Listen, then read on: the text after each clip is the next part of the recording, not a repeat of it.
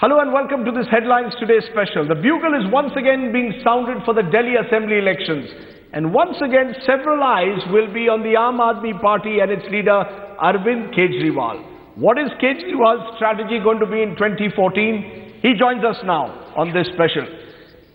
Am I right in saying, Arvind, that this election is going to be a battle for survival for you? 2013, there was an excitement buzz, you were a new force. Now it is a question of your survival, life and death. You lose this election, the Aam Aadmi Party and Arvind Kejriwal are history. Firstly, we are not here for ourselves. Arvind Kejriwal survives or not, Aam Aadmi Party survives or not, this is not important at all. We are here to remove corruption from this country. And I have put everything at stake. Whatever is there, tan, man, dhan, everything is at stake. But I want to again respond that you said last year, we are in a better position than we were last year. Last year, there were 3 parties in the fray. And TV channels were giving us 2 seats, 3 seats. We were being considered as a sidey player. And it was being projected that these are the 2 main parties. Many people, they were supporting us. But many of them did not vote for us, thinking that their vote would get wasted. This time, it is a straight battle between BJP and Aam Aadmi Party. So people are actually seeing us as one of the contenders for the government. That may be one change, but let me tell you 3 other changes. Change number 1, there was a buzz and excitement around the Aam Aadmi Party 1 year ago. That seems to have gone. There was a trust that Arvind Kejriwal would come to power and make a difference. That seems to have gone. And third, there is someone called Narendra Modi who has become today, in a sense, a big attraction for the Indian middle class, particularly in urban areas. 3 changes have taken place. Do you agree? First, the buzz is gone and the trust is gone. No, I don't agree with that. Till now, people were not sure whether the elections or not. Just wait. The assembly has just been dissolved. Elections are likely to be held 3 months later. We will talk about it just a month before elections, and I am telling you that you will see the same kind of buzz in Delhi, number 1. Number 2, you said the trust is gone. On the contrary, earlier people did not know if they voted for us in power, how will we perform? Now the people have seen those 49 days in power. In 49 days, we reduced the prices of essential commodities. In those 49 days, we removed practically the bribery in Delhi. Police stopped taking money, MCD people stopped taking money, transport department stopped taking money, the touts ran away. In those 49 days you also left office, which is where the trust deficit is. They call you Bhagoda as a result. I'll come to that. So 49 days, so the trust has actually increased in the people that these people can provide good governance. Yes, I resigned after that, and middle class particularly is angry about it, that I resigned. We made a mistake, resignation was a mistake, but again when I'm moving around in the middle class, they are saying, sir, we really liked your 49 days of governance, which no other party has been able to, has been able to provide. We voted for Mr. Modi in Lok Sabha, we will give you another chance and we'll vote for you in Delhi Assembly elections. Because we want those 49 days back. The fact is that there is a Modi wave which has built across urban India. We saw it in the Lok Sabha election. I'm not denying that. The BJP won 60 of the 70 assembly constituencies in the Lok Sabha election. You admit that Modi is a very popular leader. I admit that. But Modi ji was there for Prime Minister. People are saying that we voted. I roam around in Delhi and I ask them that, look, you voted for us in assembly, but you didn't vote for us in Lok Sabha. Why? They said, sir, pehle hi bata diya tha. Modi for PM, Kejriwal for CM. So we voted for you in Delhi Assembly, we will again vote for you in Delhi Assembly. You know, one year ago you were talking about taking on Modi. Or if that just before the Lok Sabha also you were talking of taking on Modi. That was in Banaras. More than 400 seats, took him on in Banaras. It was a straight fight at that time. Today you are admitting that Modi is the popular leader and Modi is the natural prime ministerial candidate choice of the middle class, and therefore you in a sense are admitting almost that Modi has a certain level of popularity which you are now confronted with. No, that is, I'm saying that he is a popular leader. Everyone in this country admits that. All that I'm trying to say is that for the last 2-3 days what I'm seeing, BJP plus media is trying to project Delhi elections as a battle between Kejriwal and Mr. Modi. This is absolutely wrong propaganda. What is the battle? Are you saying it is between the local level BJP leadership and you? Is this your attempt to keep Modi out of the campaign by saying it is Arvind Kejriwal versus Jagdish Mukhi of the BJP? But isn't that true? Is Mr. Modi decided to resign and contest as Delhi CM? Because the BJP says having the same party at the center and the state will be of advantage to the people of Delhi. They did it successfully in Haryana. They did it successfully in Maharashtra. No, Why can't they do it in Delhi? Good point. Let me just respond to that. Mr. Narendra Modi was in power for 12 years in Gujarat. At that time, Congress was in center. There were different parties. But BJP claims that there was a lot of development in Gujarat at that time, despite the fact they were different. Now, there is BJP government at the center under Mr. Narendra Modi, and there is BJP government in Rajasthan. And you talk to the people in Rajasthan, it's an utter chaos. And BJP lost all the by-polls. So it is the same party. Still it is in chaos. So it is not important whether it is the same party at the center or same party in the state. What is important is you need a strong leader in the state and you need a strong leader at the center, whatever parties they come from. So you need a strong leader independently in Delhi, whether it is from Aam Aadmi Party or from BJP or from Congress. BJP and Congress don't have a strong leadership in Delhi, and that is a problem. Isn't it true though that Narendra Modi is in Delhi at 7 RCR? The government in Delhi will be a city-state government. If there is a BJP government in both Delhi at the center and in the state, there is an advantage that the BJP has. They can get decisions taken faster, as when Sheila Dikshit was Chief Minister of Delhi and there was a Congress government in Delhi. Projects move that much faster.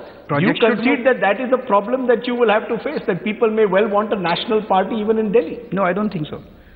You have MCD in Delhi, Municipal Corporation of Delhi, and BJP is in power in MCD, and you have seen the plight of MCD. There is so much of corruption, there is so much of dirt, there is so much of garbage all over Delhi, and that is because of MCD.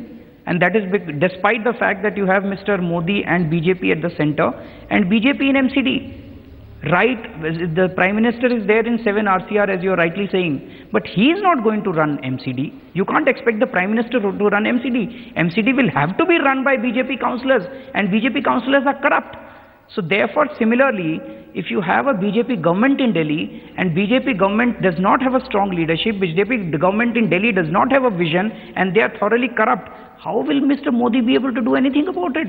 That is the reason you need a strong leadership and you need an honest government in Delhi, which people have seen in Aam Aadmi Party in those 49 days. Let's come to those 49 days. You've admitted that resigning was a mistake.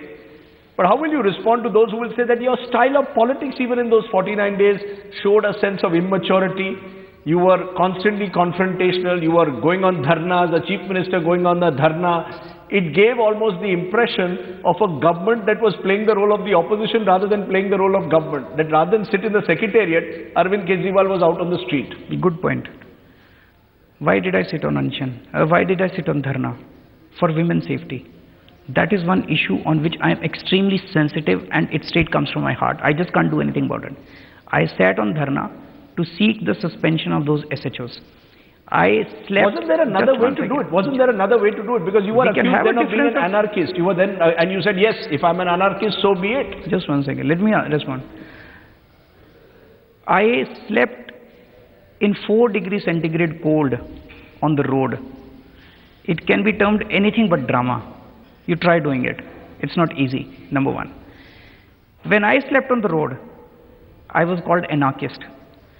Mr. Modi sat on 3-day dharna in Gujarat in 2007 for Narmada Dam when he was the Chief Minister.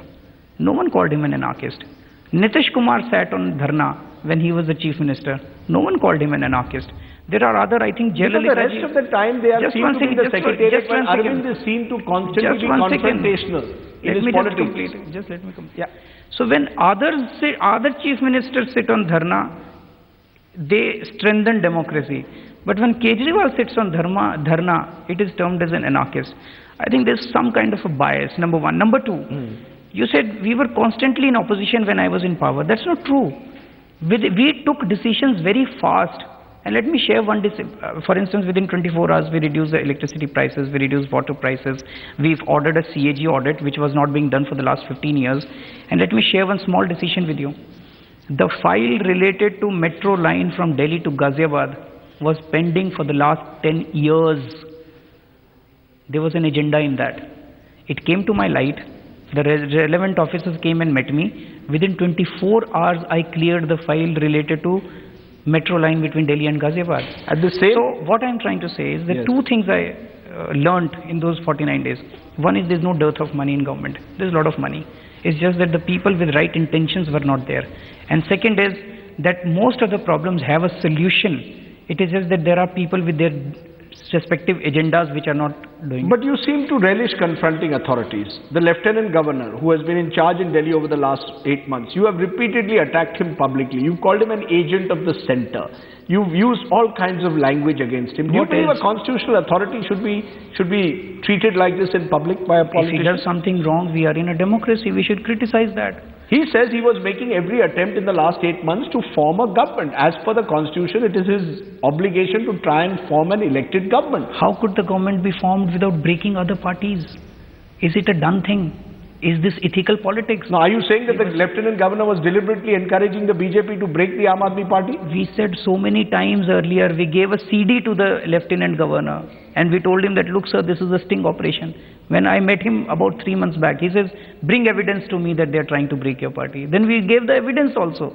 We said, now you at least dissolve the assembly. He didn't do it. So you stand by your comment. You stand by your comment that the Lieutenant Governor was acting as an agent of the BJP and the centre to try and form a BJP government. He was promoting the agenda of BJP. You know, as a result, many are saying that Arvind Kejriwal is unable to work with others, whether it is the Lieutenant Governor in Delhi, whether it is even with his own people. You have been accused now of becoming your own high command by your own partymen. One of your founders, Shanti Bhushan, wrote about it.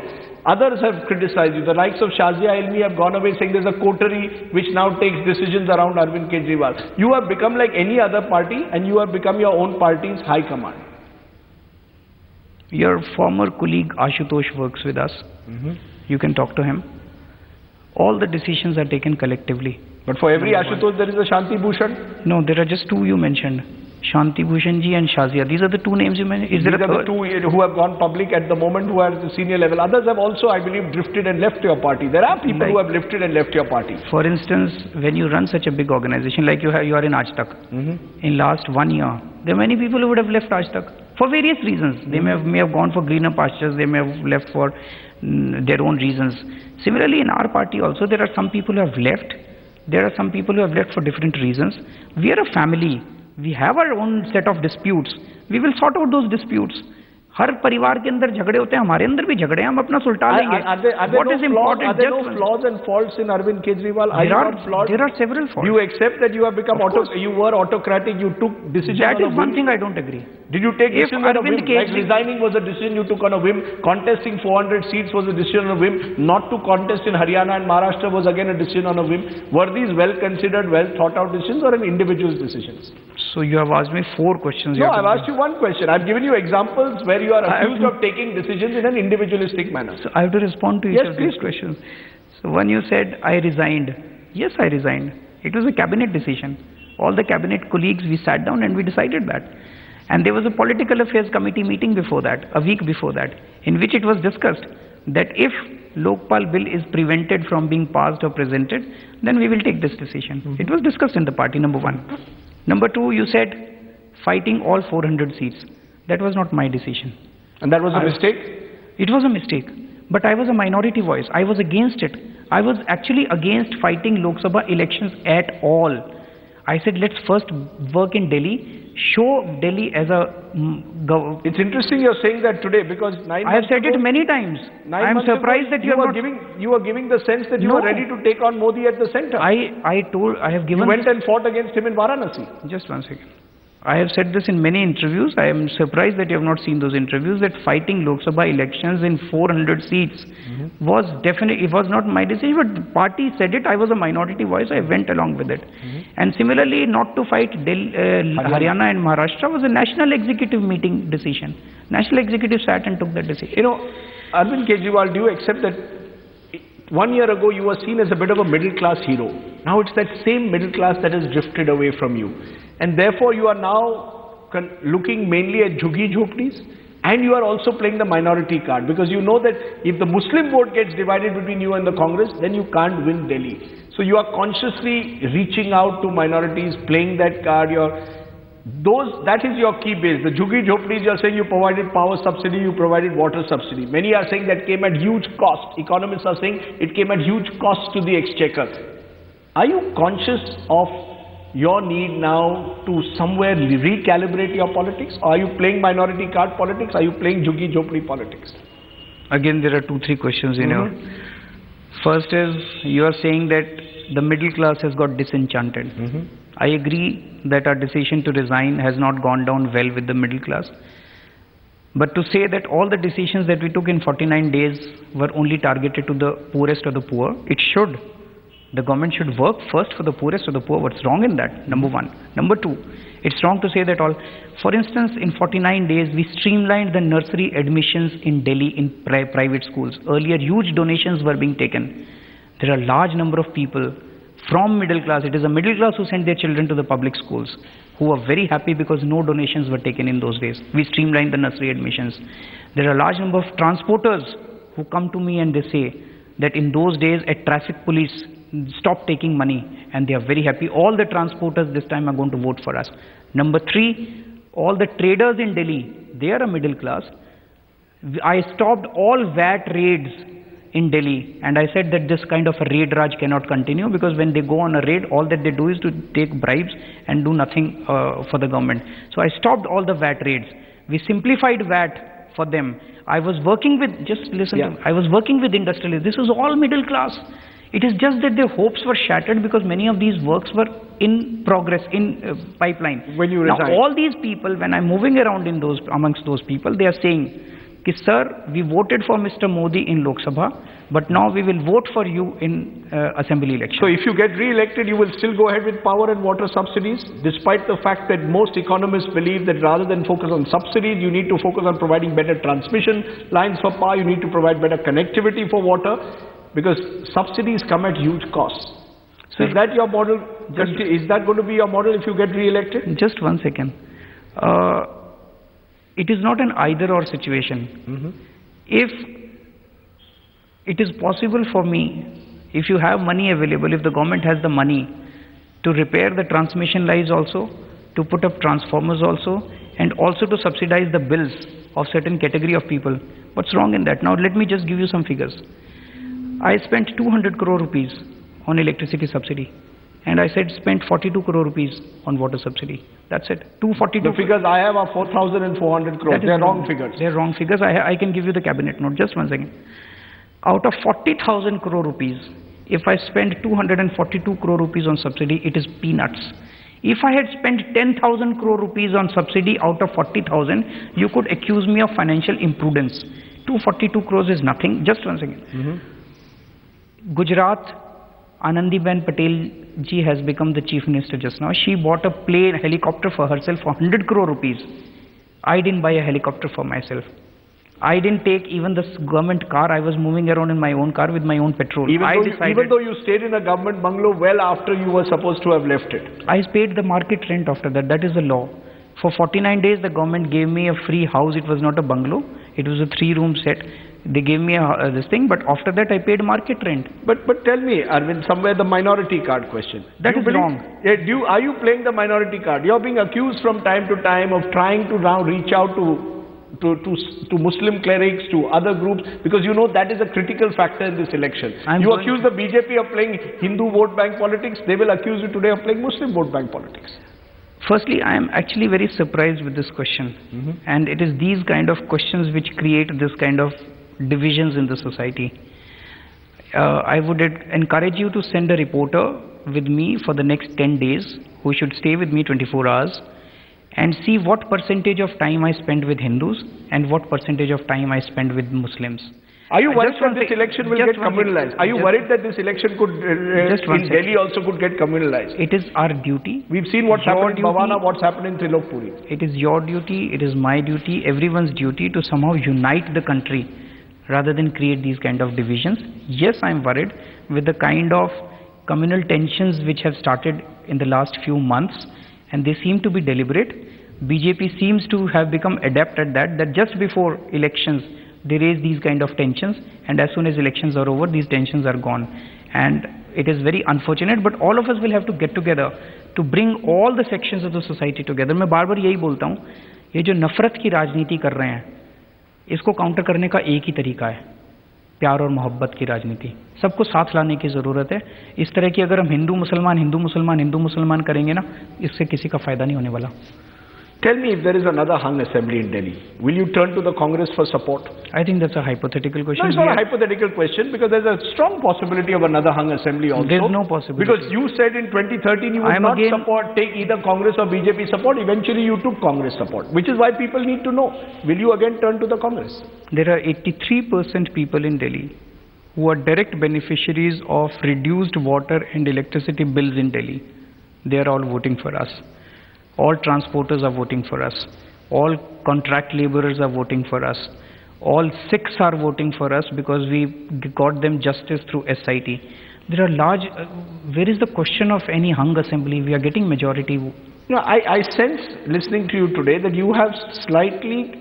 the anger seems to have reduced a little bit. No, I don't think... Is that one of the lessons you have learned? That being angry constantly will get you nowhere. That you were taking on every... No, let's be clear. You were taking on everyone. From corporates one day, to the LG the second day, to the BJP and Congress the third day. You were always... or the Delhi police one day, you were looking for an enemy. Has Arvind Kejriwal... become a more sober person? More sober, because a year ago you were saying you are a man in a hurry. You want to do everything in a hurry. Have you realized that being in government or being in governance, if you ever get another opportunity, cannot be done in a hurry? So is that a compliment? I'm asking you. No, I'm just... No, I'm asking you, have you changed? Have you learned some lessons in this 1 year? Every person is constantly evolving. And of course, one needs to think twice before taking decisions. There's no doubt about it. So you will be a little bit more circumspect if you come back to power? One is always learning, as I said. Let me ask you then in conclusion, what if you lose this election? Is that the end of Arvind Kejriwal's political career? That's not important, as I said. Arvind Kejriwal is not important. I have sacrificed everything that was there at my command. Tan, man, dhan, sab kuch desh ke liye nechhawar. Arvind Kejriwal is not important. Aam Aadmi Party is not important. Till my last breath, I will keep working for my country. That's all I can say. Arvind Kejriwal, you've spoken to us. Thank you very much. Thank you so much. Thank you.